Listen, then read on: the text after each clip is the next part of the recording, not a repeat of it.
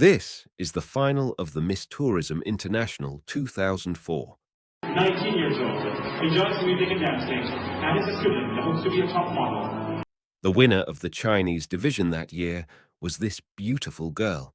However, at only the age of 22, she mysteriously died in a hotel. In 1985, Qian was born in an ordinary family in Shandong Province. Her father was a security guard at a fertilizer factory where he worked for more than 30 years. Her mother was a salesperson with a modest salary. Xu was the only child in her family. She had always been a kind and ingenuous girl with an adorable smile. When she was in school, her grades were average, but she played basketball well. Her parents didn't expect Xu to be a big shot or very rich in her future, but only hoped that she could work at the fertilizer factory where her father worked after graduation, get married, and have children in her hometown and live a simple life. However, when Xu was in her second year of high school, her life took a turning point. That year, the fertilizer factory was preparing to hold a large-scale celebration event and needed several employees or their families to be models. Xu's father asked her to participate. The event was a very important one, and the fertilizer factory even specially hired a teacher to train these non-professional models. At that time, Xu still had baby fat, but she was tall and cute, with a natural grace and elegance. The teacher, Mrs. Wang, invited by the fertilizer factory, found her very talented and outstanding. After the event, Mrs. Wang invited her to participate in the modeling competition in He's city. With the consent of her parents, Xu followed Mrs. Wang to He's. After a week of training by Mrs. Wang, she participated in a modeling competition for the first time. She didn't disappoint Mrs. Wang's efforts and won the Best Model Award in this competition. It was also in this competition that Xu was noticed by the principal of a modeling school who thought she had great potential. The principal found Xu's parents and hoped they could let Xu study at his school. In this way, Xu transferred to the modeling school and began studying fashion performance. In 2004, Xu applied for the Miss Tourism International contest. Exceeding Xu's expectations, she won the overall championship of the China division and also won the awards for Best Talent, Best Popularity, and Most Media Attention, becoming a dark horse in the competition. Soon after, Xu came to Beijing hoping to develop her modeling career, but it wasn't smooth. She didn't get much work. A year later, she returned to Qingdao and found a job in a real estate company as an estate agent. This job had a relatively flexible schedule, and the boss allowed Xu to work part-time as a model. At this time, Xu had a boyfriend named Lijiang, who was 1 year younger than Xu. They met through online games. In his eyes, Xu was very pure and even a little silly and gullible. But because of this simplicity, he felt very special and said that Xu was the only person he really cared about in his life. After falling in love, the two quickly lived together. In November 2007, Xu got a job offer. A 25-year-old man named Wei Lei wanted to open an ethnic clothing store in Qingdao and hoped to find a model to go with him to Lijiang city for shooting. Let me introduce Lijiang city briefly. It's a very beautiful, peaceful, and cultured city. It is also known as a romantic city where people may look for a fling with strangers. At first, Wei Lei found a model through a friend's introduction, and the model was excited about the offer because she also wanted to go to Lijiang for fun. However, after meeting Wei Lei, she got a little concerned about traveling alone with an almost stranger, and her family also didn't approve of it. Therefore, she finally refused. Wei Lei didn't give up looking for models. After finding several girls without success, he found a friend who worked as an editor in a newspaper. This friend had many models' contact information. Wei Lei picked out Xu from these model photos and contacted her. After discussing with her boyfriend, Xu, who had always wanted to go to Lijiang, accepted with a pay of 7,000 yuan for 4 days after the trip. Wei Lei wanted to leave the next day, but there was no available direct flight to Lijiang the next day. So Wei Lei decided to take a train first and then a plane to Lijiang. At around 11 a.m. on November 3rd, Xu and Wei Lei set off from Qingdao together. That was the first time Xu met Wei Lei at the train station. Wei Lei seemed to be a kind and honest young man, slightly chubby and wearing a pair of glasses. They talked all the way and got acquainted. It was already midnight when they arrived. The driver, who Wei Lei had scheduled in advance, picked them up at the airport and took them to the hotel. 是一男一女，然后女的比那个男的要高一些，女的长得特别漂亮，男的呢长得比较普通。然后他们就上了我的车，然后就要说去力王大酒店。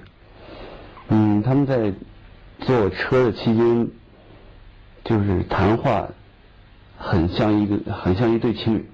他们之间说的那些话，基本上都是在丽江怎么去玩。 After arriving at the hotel, the two used Xu's ID to check in and book a double standard room, and the deposit was also paid by Xu. Later, when asked by the reporter why they only booked one room and why they used Xu's identity to check in, Wei Lei said this. 他就直接把身份证拿出来就登记了，好像没有说是我提出来还是他提出来，就好像是非常默契的那种吧，就要了一个房间上。 在网上订的时候，因为在昆明订酒店的时候，就说订一个房间。 On the night they arrived in Lijiang, they were both tired, so they went to bed after showers. On the morning of November 4th, they went to Yulong Snow Mountain for a visit. In the afternoon, the two went to Rush Lake. At dusk, before going to the hotel, they bought some fruits and a peeling knife. After staying in the hotel room for a while, they went out for dinner and then returned to the hotel. Just that night, Xu died in the hotel room. What happened that night? Let's see Wei Lei's account first. According to Wei Lei, after taking a bath that night, the two sat on their respective beds eating fruit and chatting. Somehow, we talked about sex, Wei Lei said. Neither seemed embarrassed, so he climbed onto Xu's bed. Xu didn't say anything. Then, Wei Lei pulled back the sheet on Xu and saw that her bathrobe was untied and she wasn't wearing a bra, only a panty. The two then had sex. About 20 minutes later, he went to the bathroom and saw a bottle of amazing oil. Then he used some on himself. After returning to the room, he had sex with Xu again. Afterward, the two of them lay on the bed and chatted until 3 a.m., when the topic suddenly turned to they both felt that life was meaningless, and then they proposed the idea of dying together. So, Wei Lei sat on Xu's bed and began to choke her. Xu neither resisted nor cried, so he kept choking her until she stopped moving. At this point, he was still unsure whether Xu was dead, so he took the belt on her bathrobe and continued to strangle her. He saw Xu's mouth open, and he was so scared that he picked up a pillow to cover her face. After that, Wei Lei said he used many ways to try to end his life, but failed. On the morning of November 5th, Wei Lei took Xu's ID to the front desk to extend his stay and emphasized to the front desk that they didn't need room service. He packed his camera, bank card, and other items, and then sent them to his parents with a letter to his parents. Mum and Dad, I will always love you. I'm leaving. Thank you for raising me. Please forgive me. After sending the package, Wei Lei returned to the hotel and stayed in the room until around 3 p.m. November 6th, when the phone suddenly rang. It was Xu's boyfriend, Li, calling. Li said that he had a phone call with his girlfriend at night on November 4th, but later on, Xu's phone was always turned off. On November 6th, he was so worried about Xu and retrieved her phone call history with her password. In this way, Li found Xu had called someone after she arrived at Lijiang. Then Li called this person. It turned out that this person was the driver who picked them up at the airport. The driver told Li the name of the hotel where they were staying. However, after calling the front desk, Li was told that there was no guest named Wei Lei or Xu. Li didn't give up and asked one of his friends who was a policeman for help. Then he finally got the room number where Xu was staying, so he called the hotel front desk and transferred to room 1301. Li asked Wei Lei about Xu's whereabouts and Wei Lei's ID number. Wei Lei told him a fake ID number, Then Li asked his friend to check and verified that the ID number was untrue. Li called Wei Lei again and threatened to call the police. Wei Lei had no choice but to tell Li his real ID number. Wei Lei also said that Xu's phone was lost and she had returned to Qingdao in the morning. Li believed Wei Lei and checked the flight information for that day.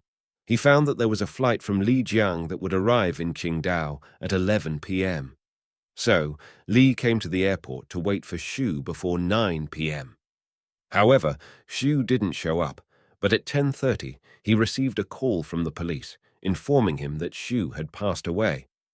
It turned out, receiving several phone calls from Li, Wei Lei went to the police station on his own, claiming that he and Xu had agreed to commit suicide together, and he strangled Xu.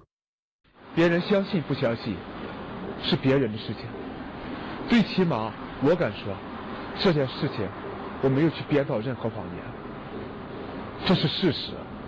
即使是我要去编一个谎言呢，那么我首先会编一个自己会相信的谎言，只有自己去相信了，别人才能相信。然而这个我自己都。 Now, we've heard Wei Lei's description of this matter. Is the truth of the matter as he said? The autopsy report showed that Xu had multiple injuries on her body, including the face, mouth, conjunctiva of both eyes, neck, thighs, upper ribs, etc. And her epicardium, bilateral chest liver, kidney, and other internal organs had obvious bleeding or congestion. She had experienced sexual activity before death. There were some bloodstains of Xu on the pillow. The cause of death was mechanical asphyxiation, which was consistent with Wei Lei's confession that he had choked her and covered her with a pillow. However, her injuries all over her body also indicated that Wei Lei's statement that she didn't cry for help or struggle before death was a complete lie.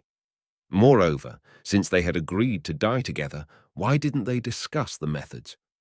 Wei Lei's statement didn't sound like a suicide pact, but rather Xu invited him to kill her. More importantly, Xu was positive and loved life. Why would she suddenly want to commit suicide in Lijiang? I think the key point of Wei Lei's lies is that he altered the order of violence and sexual activity. In his description, the violence was after sexual activity, but I'm afraid that the two happened together. I speculate that the case happened like this. On November 2nd, Wei Lei saw Xu's photo and was eager to seek a casual encounter, so he quickly made a schedule. According to Xu's lawyer, Wei Lei only took a low-pixel camera, which was not enough to take professional photos, let alone Wei Lei was not a professional photographer. Besides, he was unemployed at that time, and he couldn't afford to open a clothing store at all. After Xu agreed to the job, the two set off for Lijiang on November 3rd. On the way, the two talked happily, and Xu was not wary of Wei Lei. During the day on November 4th, Wei Lei and Xu had a good time. Wei Lei said to Xu that she could see him as her brother. Xu didn't have any precaution against him and told her boyfriend that this brother-like guy was very nice. On the other hand, Xu was very friendly to Wei Lei, giving him the illusion that Xu was also interested in him. In his interview, he repeatedly mentioned that people who worked in the modeling profession were open-minded about sex.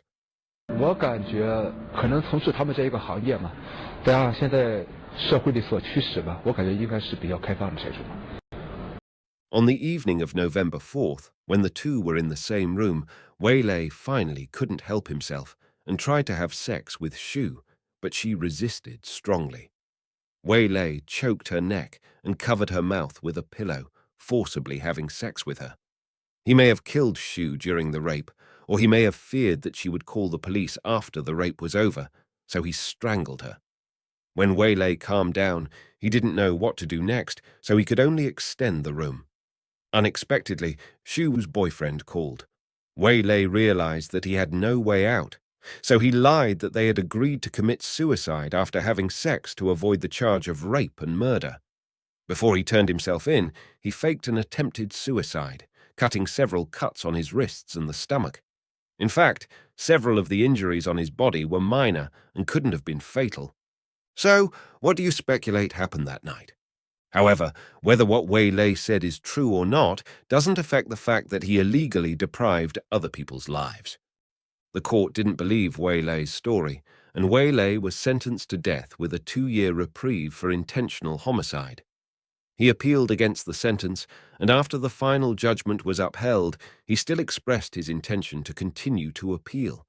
From this perspective, his tendency to end his life was miraculously gone. After Wei Lei was sentenced, his father believed that the court had imposed a heavy sentence. He said that his son was honest and kind and hadn't yet married. So far, it is not known whether Wei Lei has been executed or not, as there are no relevant reports.